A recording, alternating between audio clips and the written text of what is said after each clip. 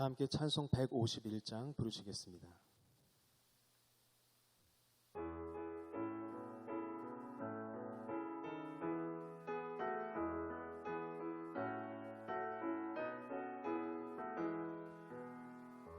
만왕의 왕 내 주께서 왜 고초당했나. 이 벌레 같은 날 위해 그 보혈을 흘렸네. 십자가 내가 처음 볼 때에 나의 맘에 큰 고통 사라져. 오늘 믿고서 내 눈 밝았네. 참 내 기쁨 영원하도다. 주 십자가 못 박힘은 속죄함 아닌가.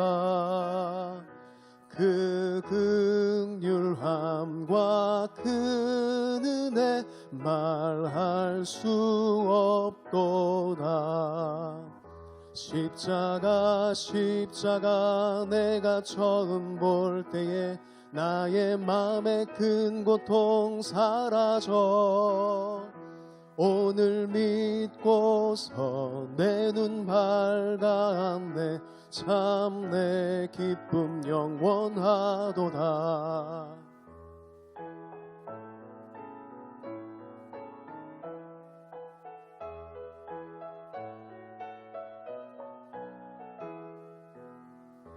늘 울어도 그 큰 은혜 다 갚을 수 없네.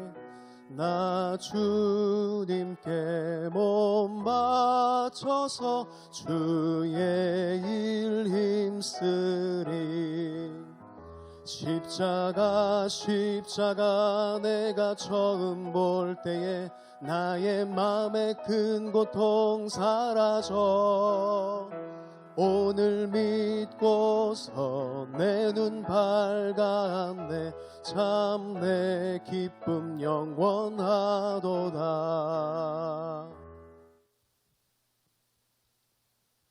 마가복음 15장 1절로 15절 말씀을 봉독하겠습니다. 새벽에 대제사장들이 즉시 장로들과 서기관들 곧 온 공회와 더불어 의논하고 예수를 결박하여 끌고 가서 빌라도에게 넘겨주니, 빌라도가 묻되 내가 유대인의 왕이냐. 예수께서 대답하여 이르시되 내 말이 옳도다 하시매 대제사장들이 여러 가지로 고발하는지라. 빌라도가 또 물어 이르되 아무 대답도 없느냐. 그들이 얼마나 많은 것으로 너를 고발하는가 보라 하되, 예수께서 다시 아무 말씀으로도 대답하지 아니하시니 빌라도가 놀랍게 여기더라. 명절이 되면 백성들이 요구하는 대로 죄수 한 사람을 놓아주는 전례가 있더니, 밀란을 꾸미고 그 밀란 중에 살인하고 체포된 자 중에 바라바라 하는 자가 있는지라. 우리가 나아가서 전례대로 하여 주기를 요구한대. 빌라도가 대답하여 이르되 너희는 내가 유대인의 왕을 너에게 놓아주기를 원하느냐 하니, 이는 그 대제사장들이 시기로 예수를 넘겨준 줄 알미러라. 그러나 대제사장들이 무리를 충동하여 도리어 바라바를 놓아달라 하게 하니, 빌라도가 또 대답하여 이르되 그러면 너희가 유대인의 왕이라 하는 일을 내가 어떻게 하랴. 그들이 다시 소리 지르되 그를 십자가에 못 박게 하소서. 빌라도가 이르되 어찌미냐. 무슨 악한 일을 하였느냐 하니 더욱 소리 지르되 십자가에 못 박게 하소서 하는지라.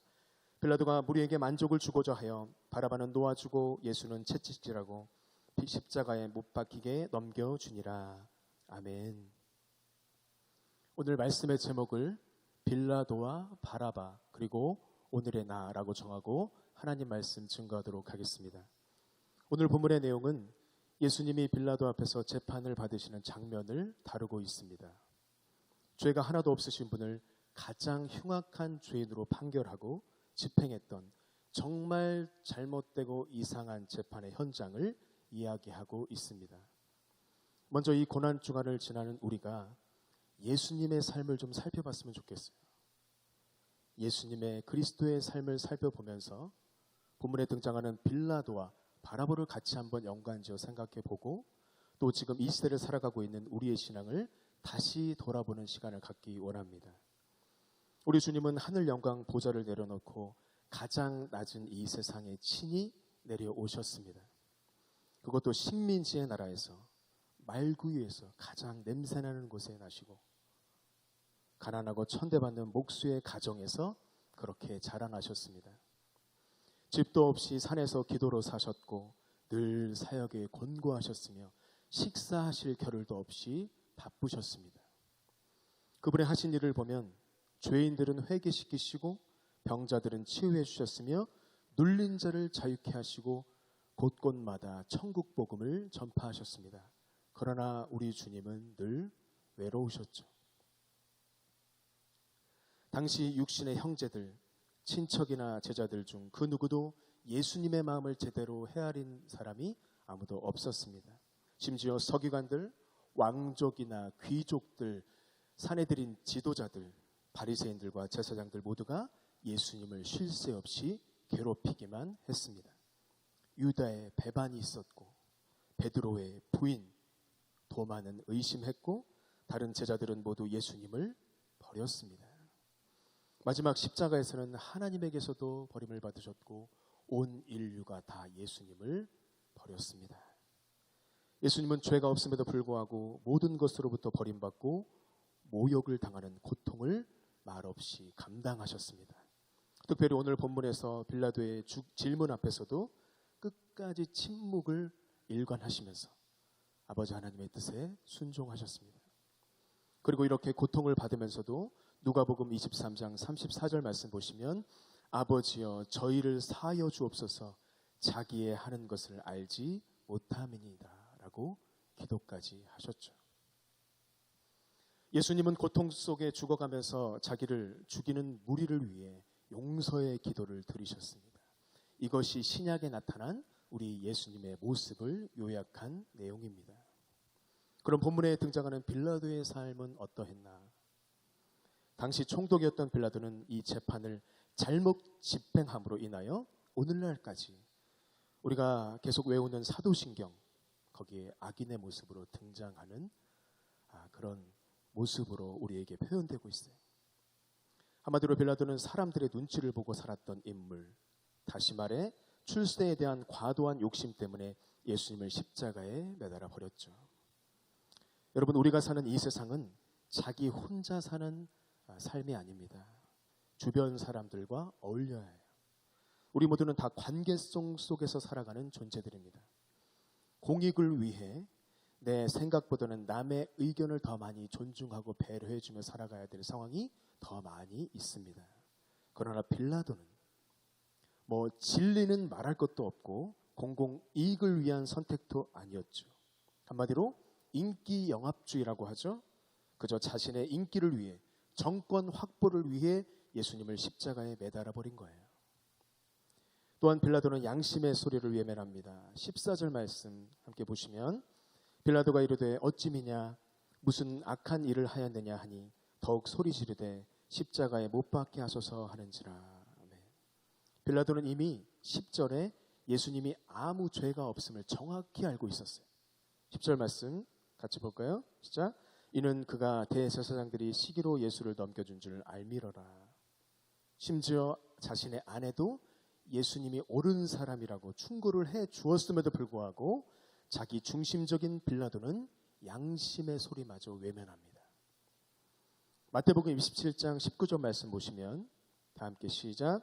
총독이 재판 자리에 앉았을 때 그 아내가 사람을 보내어 이르되 저 옳은 사람에게 아무 상관도 하지 마옵소서. 오늘 꿈에 내가 그 사람을 인하여 애를 많이 썼나이다 하더라. 오늘 우리의 삶 가운데 늘 양심이, 내가 그리스도인으로서 양심이 나에게 뭐라 하는지를 우리는 귀를 기울여야 돼요. 그럼에도 불구하고 나의 출세와 나의 순간적인 유익이 우선이 되어서 신앙의 양심을 저버리게 된다면 어쩌면 우리는 날마다 매 순간 빌라도와 같은 삶을 살고 있다라고 해도 과언이 아닙니다. 사랑하는 성도 여러분, 무엇을 위해서 살기 원하십니까? 우리가 하는 신앙생활이란 무엇일까요? 고린도후서 15장 15절 말씀입니다. 다 함께 시작. 저가 모든 사람을 대신하여 죽으심은 산 자들로 하여금 다시는 저희 자신을 위하여 살지 않고 오직 저희를 대신하여 죽었다가 다시 사신 자를 위하여 살게 하려 함이니라. 아멘. 이제 더 이상 그리스도인이 되었다는 것은 나 자신만을 보고 나 자신만을 위해서 사는 존재가 아니라 우리를 위해 십자가에 달리신 예수님을 바라보며 예수님처럼 살아가는 저와 여러분이 되시길 간절히 소망합니다. 사단은 항상 우리가 무엇을 선택할 때 어떻게 해서든지 오늘 빌라도와 같이 잘못된 선택을 하게 하려고 최선을 다해요. 수단과 방법을 가리지 않습니다. 예를 들어 여러분 불륜 그러면 어떤 생각이 드십니까? 불륜이 참 잘못된 것이죠. 그러나 삶에 있어서 상당히 매력적으로 보이게 조장을 해요. 여러 가지 미디어 콘텐츠와 드라마와 영화를 통해서. 그래서 불륜 한번 못 해본 사람은 센스 없는 답답한 사람이라고 조장하기 시작했어요. 불법을 스릴 있게 보이게 만들기도 하죠. N번방이 그런 거 아닙니까? 그래서 양심을 지키고 법을 준수하는 사람을 융통성 없는 답답한 사람이라고 부르는 그런 아프고 참 힘든 시대가 되어버렸습니다.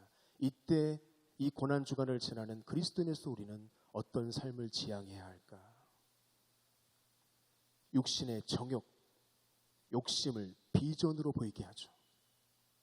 욕심을 부려서 남을 밟아 누르는 자를 부러워하는 시대. 그래서 남의 이야기를 듣지 않는 시대가 되었어요. 평생 복음 한번 제대로 받아들이지 못하고 귀 기울여 보지 못한 채 죽어가는 영적 불구자로 만들어버린 겁니다. 우리 삶에 하나님의 능력이 임해야 돼요. 이 코로나를 특별히 지나면서 하나님의 능력이 절실히 요구됩니다. 그런데 여러분 아십니까? 하나님의 능력이 임하기 위해서는 우리는 십자가의 도를 행해야 하는 줄 믿습니다. 고린도전서 1장 18절 말씀 다 함께 시작. 십자가의 도가 멸망하는 자들에게는 미련한 것이요 구원을 얻는 우리에게는 하나님의 능력이라. 아멘. 예수님께서 저와 여러분을 위하여 십자가에 매달리신 것처럼 우리도 십자가에 그리스도와 함께 죽어야 그때 비로소 하나님의 능력이 우리에게 임하게 되는 것입니다. 죽지 않으면 거듭날 수 없습니다. 이제 마지막으로 바라바 이야기를 잠시 나누고 말씀을 맺으려고 합니다. 바라바는 한마디로 모든 인류를 상징하는 죄인의 모습을 담고 있습니다.